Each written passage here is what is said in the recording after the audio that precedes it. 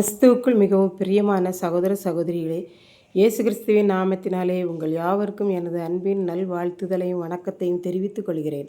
இன்றைய பகலின் குளிர்ச்சியான நாளின் தியான வசனம் லூக்கா எழுதின சுவிசேஷம் 4ஆம் அதிகாரம் 41ஆம் வசனம்.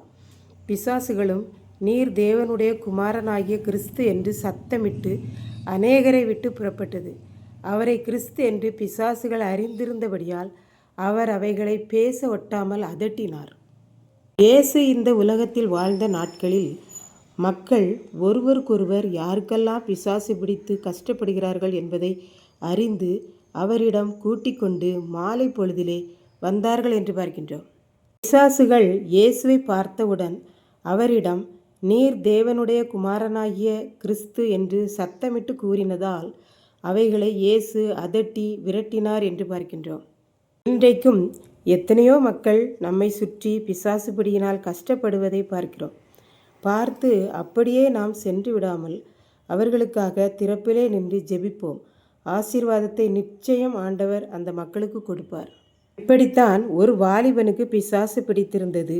அவன் ஆலயத்திற்கு ஒரு நாளும் வருவதில்லை. ஒரு நாள் மக்கள் அவனை ஆலயத்திற்கு அழைத்து வந்தார்கள். அன்று ஊழியரும் நன்றாக ஜெபித்தார். ஊழியர் பண்ணின பிரசங்கத்தை அவன் கவனமாக கேட்டான். பிரசங்கத்தின் முடிவில் ஊழியர் தலையில் கை வைத்து ஜெபித்து அந்த அசுத்தாவியை விரட்டினார். அந்த வாலிபன் பிசாசின் பிடியிலிருந்து விடுதலையானான் என்று பார்க்கின்றோம். இதை கேட்டுக்கொண்டிருக்கும் எனக்கன்பானவர்களே, இந்த தியான வசனத்தின் மூலமாக நாம் கற்றுக்கொள்வது என்ன என்று பார்ப்போம். பிசாசு பிடித்தவர்களை இயேசுவண்டை கூட்டிக் கொண்டு வந்தபோது அந்த பிசாசுகள் நீர் தேவனுடைய குமாரனாகிய கிறிஸ்து என்று அறிக்கை செய்தன என்று பார்க்கின்றோம். பிசாசுகளே இயேசுவை பார்த்து அவர் யார், அவர் எப்படிப்பட்டவர் என்பதையெல்லாம் அது அறிக்கை செய்தது என்று பார்க்கின்றோம்.